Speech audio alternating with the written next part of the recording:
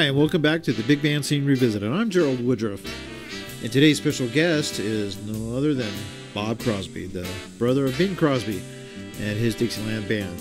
This was recorded live at Disneyland in August of 1977, and you'll hear on the interview, this is part one, and my dad and Bob were great friends, and they just had a blast together. But I gotta tell you real fast that this brings back fond memories.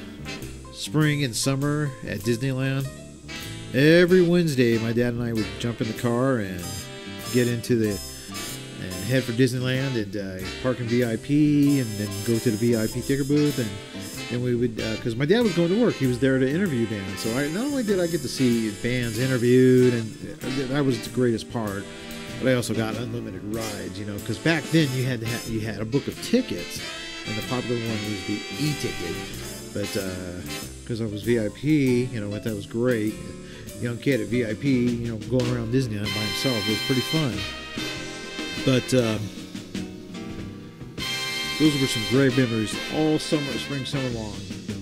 All the bands at Disneyland was really great. But anyhow, we're going to go to part one of Bob Crosby live at Disneyland on the Big Band Scene Revisited. Well, we're backstage here at the Disneyland Carnation Ballroom, whatever you want to call it, talking with the guy who still leads the greatest Dixieland band in the world. And the reason why I say the greatest, because there's not very many left around, so there's no competition. Mr. Robert, better known as Bob Crosby. Bob, it's great to have you here. Thank you, Fred. And actually, when you talk about Dixieland, I think it's probably the toughest and most difficult type of music to play, and there aren't many young kids today, that live 10 miles outside of New Orleans and play horn. Dixieland, I think, is the only art form America's ever had, and it's recognized all over the world as America's jazz, traditional jazz. And I'm only sorry that, to my great disappointment, in New Orleans, they still haven't built some sort of an edifice or some sort of a monument to the Lewis and Clark of Dixieland Jazz, who was Louis Satchmo Armstrong, probably the greatest ambassador that we ever had. Well, if they do, Bob, I hope that you will be right there. They'll put you there, too. Well, if I'm not there, I'll sure be there in spirit. One way or the other. But, Bob, you've been described as, well, I think you'd have described yourself over the years, and other people, too, as the only man in the band business who made it without any talent at all. Do you still feel that way? Yes, I do. I'm very humble about the fact that I was given the opportunity to stand up in front of some of the greatest musicians in traditional jazz. When I think back and look at the men that I had in my band, like Billy Butterfield, Irving Farzola, Matty Matlock, Dick Cathcart, Johnny Best, Eddie Miller, Ray Baduke, Bob Haggard, Bob Zerke, Jess Stacy, Joe Sullivan. I didn't need any talent. All I had to do was give 2 beats, and Ray Baduke, the drummer, would change the tempo correctly. And Welk gives 3 and still misses. Well, Bob, that it's still great to look out tonight here at Disneyland and see some of the old-timers in the band. That's wonderful. I've seen some familiar faces. But what about the present band that you have now? Is this the band that you get together just for gigs once in a while, or you're trying to keep it on a regular basis now? Well, I try to keep it on a regular basis, which is practically impossible. Economics has a great deal to do with it. I have to play a lot of dates where I can only have maybe 1 or 2 or 3 nights, like in Waterloo, Iowa, or fly to Orlando, Florida, or Hosky, North Carolina. Well, you carry 15 bodies on an airplane. Your transportation costs would eat up whatever you'd get paid. They couldn't pay you to bring it. However, this band I have here, I've had almost every guy in the band has been with me at one time or another. I would say every guy in the band has been with me at one time or another, but almost all of them for 10 to 30, 35 years. Like John Best joined me before the last war we won, which was in 1939 and 1940. The last war we won. Yeah. the last one. Yeah, of course, Eddie Miller was with me in 1935 when I organized the band. Nappy Lamar, who's still with me, was with me in 1935. Now, wait a minute, Bob. Some may dispute you. Are you sure 1935? Some of them probably figure 1905. No, that was my brother Everett. Yeah. But you know, it's good to look in the band and see a lot of those familiar faces, and like Nappy Lamar, John Best, Eddie Miller, who's spent so many years, you know, with Pete Fountain, and now he's back in the Crosby clan. He wanted to come back to play the tooth again.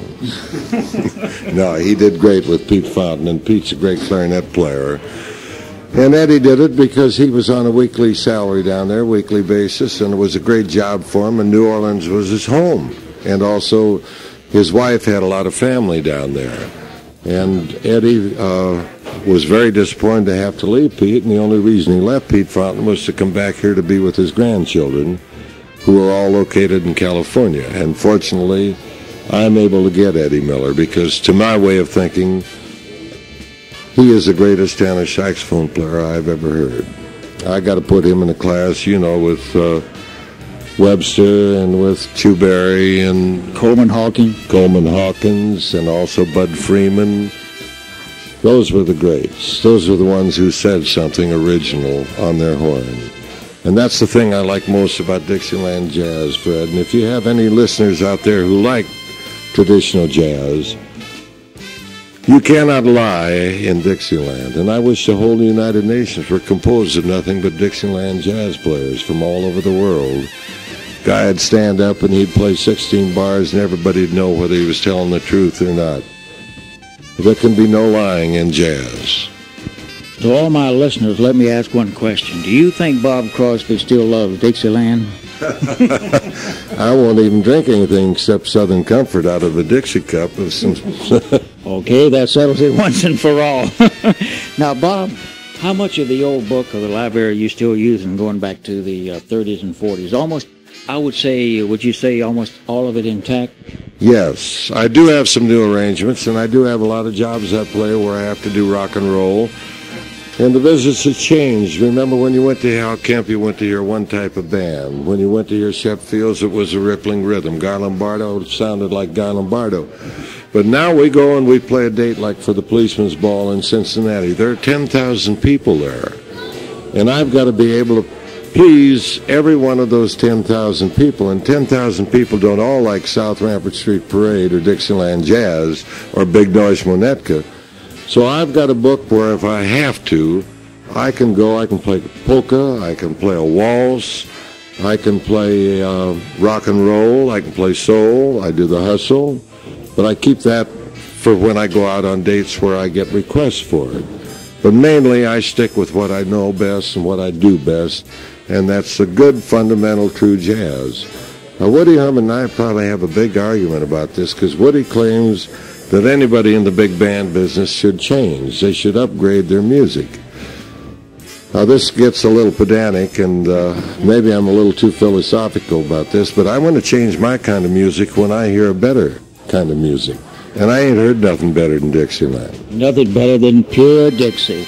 Not 99, 44, 100%. But with Bob, it's 100% pure Dixie. Well, Bob, you find it tougher these days to keep a band together than the old days? Well, that's obvious because there are no more ballrooms where you can sneak in and hide for 6 or 8 weeks or maybe 6 months and get on the air and broadcast. And when we recorded, for instance, we would maybe take an arrangement and play it for 2 weeks and send it back to Bobby Haggart or Matty Matlock or whoever was our arranger. And we had a lot of good ones like Hank Mancini and Ray Conniff, and Billy May was in the band. Nelson Riddle was in the band. But we'd play it for 2 weeks, send it back, fix little things, fix the breath marks, send it back again. After we'd played it for about 3 or 4 months, we had what we musicians called a tight sound. You didn't even have to write breath marks in the arrangement. Everybody took a breath at the same time. And that's very important. And the nuances of jazz, which are so important, the colors, the soft, the loud. After you play an arrangement for 6 or 8 weeks, you got it down pretty pat. Then we'd go in the recording studio, And, of course, you only had one shot. You had no retakes. You had no tape that you could cut. Yeah, you made it, and that was it. And if there were any meatballs or clinkers in there, they stayed there. But we had them so well rehearsed that we could walk in a recording session in 3 hours. We could turn out anywhere from 4 to 8 sides and have no problem at all. We were tight. Yeah, you talk about clinkers. That's one thing I can say, Bob. I don't think I've ever heard, all the many years, a clinker with a Bob Crosby band. That's because we believed in what we played. We lived together. We lived on a bus. We thought together. And we had such pride in one another. I can even get into the fact that we never had a marijuana problem. We never had a drinking problem in my band. And yet I had some of the best drinkers in the whole world. But on the bandstand, they never got out of shape because they knew the guy next to them was too good. And if they let down a little bit, the guy on the next side of them, he'd kick them right in the ribs and say, hey, man, knock it off, because we play on the, and don't mess with it. No, I never did. They did a lot of drinking after the job and a lot of cavorting around after the job, but they had such pride in one another. Sidemen in our band were very valuable. That's why I said I achieved so much with so little talent, because my only talent was to be able to communicate from the musician to the people who were listening to the band. I was the catalyst, more or less. I could explain to them why Eddie Miller sounded so good, why Foz played so well, what motivated Johnny Best. And I made a liaison. That's a good question. I'll have to ask you that later on. I've been trying to figure that out for years. Which one now? Why Johnny Best played so good? Yeah, all these many years, even up in his age now, yeah. I'll tell you why John Best is such a great trumpet player. Very underrated because he's the first trumpet player, but more than that, he's a creative jazz player. But John Best, to my knowledge, has never let one day go by that he doesn't rehearse from anywhere from 2 to 4 hours. Many times with a record and earphones, so nobody will, he won't interfere with if we're staying in a motel. But many times he'll do that, but I've never known him to let a day go by that he doesn't work out on his horn. Well, there's not many musicians, Bob, that can say that. That's great. Well, now, Bob, have you noticed in the last few years there seems to be a renewed resurgence in interest in big bands? Have you found that out? Yes. All right. Now, if you feel there is, will there be another traveling Bob Crosby band? If it looks like it's all going to happen again. Yes, there will be. I would love nothing better than to hit the road, because something about one-night stands. Every night was New Year's Eve. You had a different audience every night, a different challenge.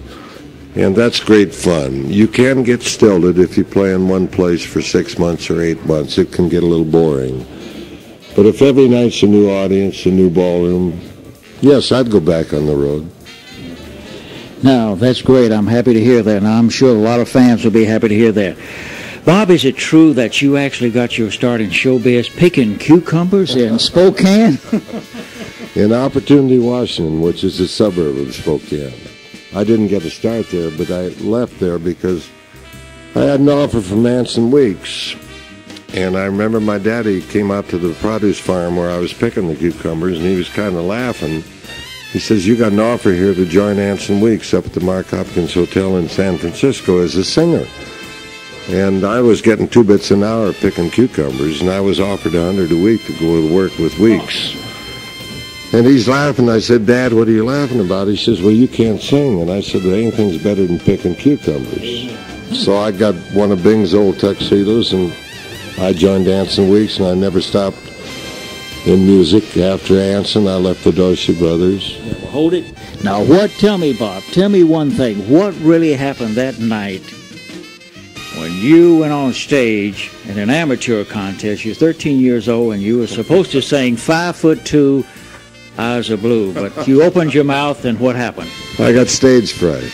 My lips moved, everything moved, but not a sound came out of my throat.